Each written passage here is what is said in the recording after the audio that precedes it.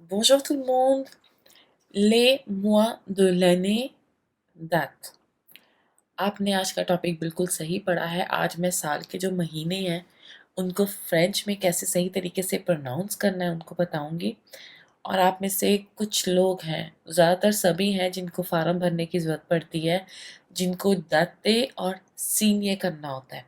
सीनिये आप समझ गए हैं, सीनिये मतलब साइन करना, तो आपने अपने सिग्नेचर करने होते हैं, दस्तखत जिसको कहते हैं। और साथ में लिखा होता है दाते। दाते मतलब डेट लिखना। तो आपको सही तरीके से डेट कुछ इंग्लिश में लिखते हैं, साल पहले लिख देते हैं, डेट बाद में लिखते हैं, महीना आगे पीछे लिख देते हैं। तो फ्रेंच में कैसे डेट लिखते हैं और कैसे महीनों को प्रोनाउंस करते हैं, ये मैं आज आपको वीडियो में बताऊंगी। हम शुरू करेंगे पहले महीने से। इमेजिन कर रहे हैं आज 22 तारीख है, तो जनवरी का जो महीना होता है जिसको हम इंग्लिश में जनवरी कहते हैं, उसको फ्रेंच में हम कहते हैं janvier। janvier। janvier कैसे लिखना है? 22 तारीख है, पहला महीना है साल का, जिसको हम janvier कहते हैं, और साल जो चल रहा है वो है 2020।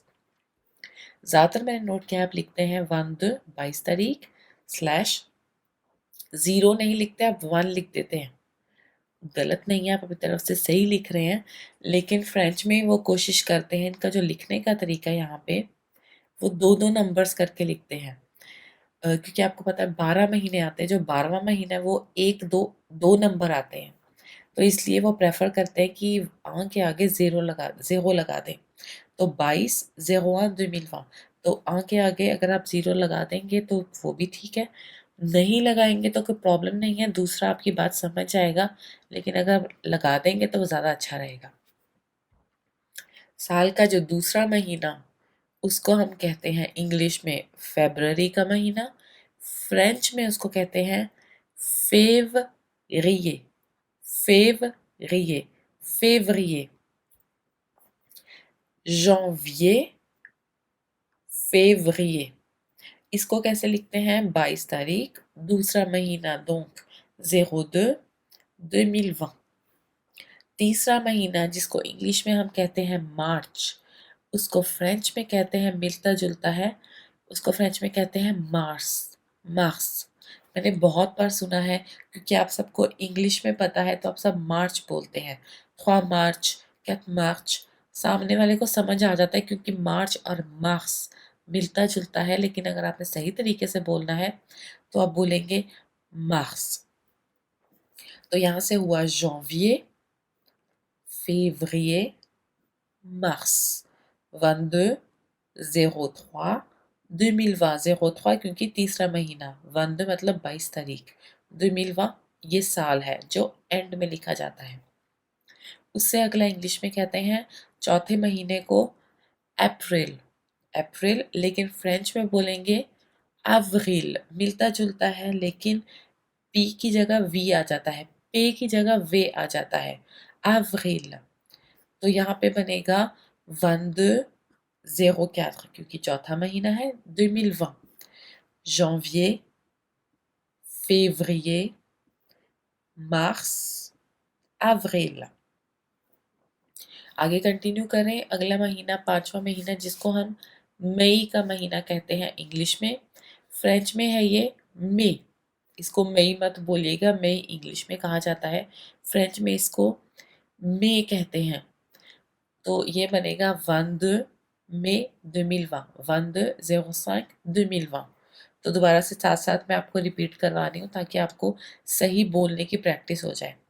janvier, février, mars, avril, May.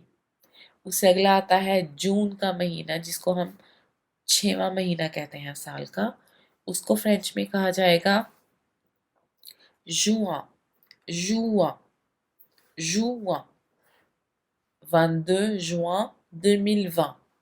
janvier, février, mars, avril, mai, juin। Please इसको जून मत कहिएगा फ्रेंच में, इसको जुआ कहते हैं।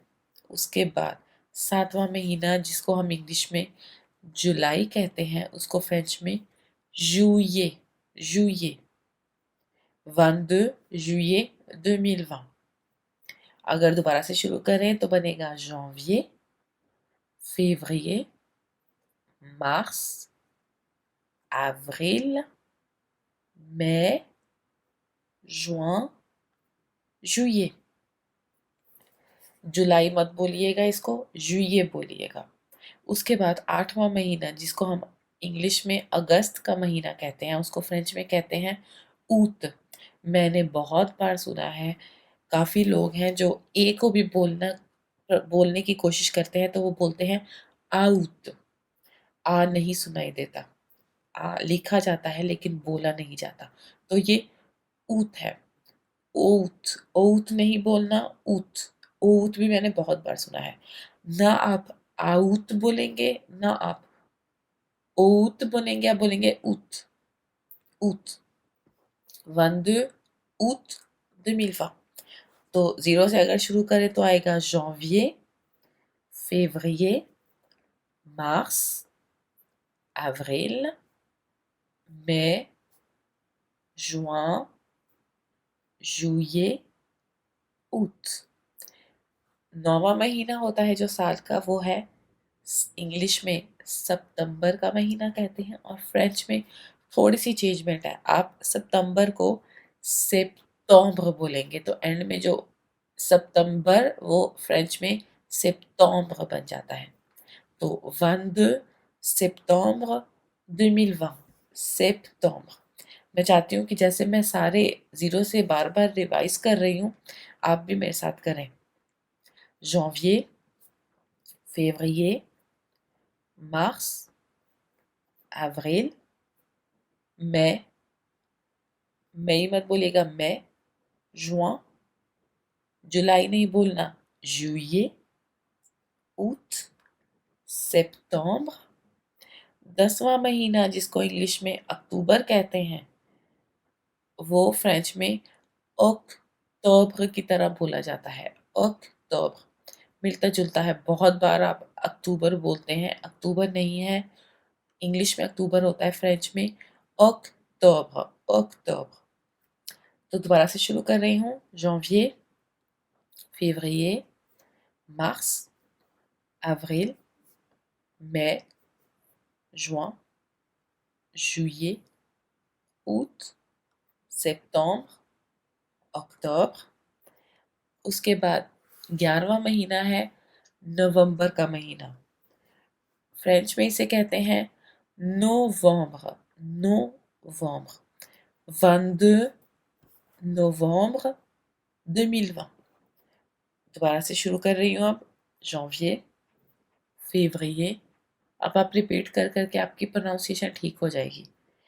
mars, avril, mai, juin, juillet, août, août नहीं बोलना, août, septembre, octobre, नवंबर, और आखिरी महीना जो 12वां महीना है उसको इंग्लिश में दिसंबर का महीना कहते हैं, हम उसे फ्रेंच में कहते हैं décembre, décembre। दिसंबर मत भूलिएगा फ्रेंच में, décembre। आइए लास्ट टाइम मैं चाहती हूँ कि आप मेरे साथ सारे महीने रिपीट करें ताकि आप सबके लिए महीने ऑटोमेटिकली आपको याद हो और इसमें कोई गलती ना आप करें, क्योंकि इसमें गलती करने का फ़ायदा नहीं है, सबसे आसान चीज़ है। janvier, février, mars, avril, mai, juin, juillet, août, septembre, octobre, नवंबर, दिसंबर। तो ये थी एक छोटी सी वीडियो मुआ de l'année, जो साल के महीने हैं उसके ऊपर। अगर आपको पसंद आई तो इसको लाइक ज़रूर कीजिएगा। Merci beaucoup, bonne soirée, bonne journée, à bientôt।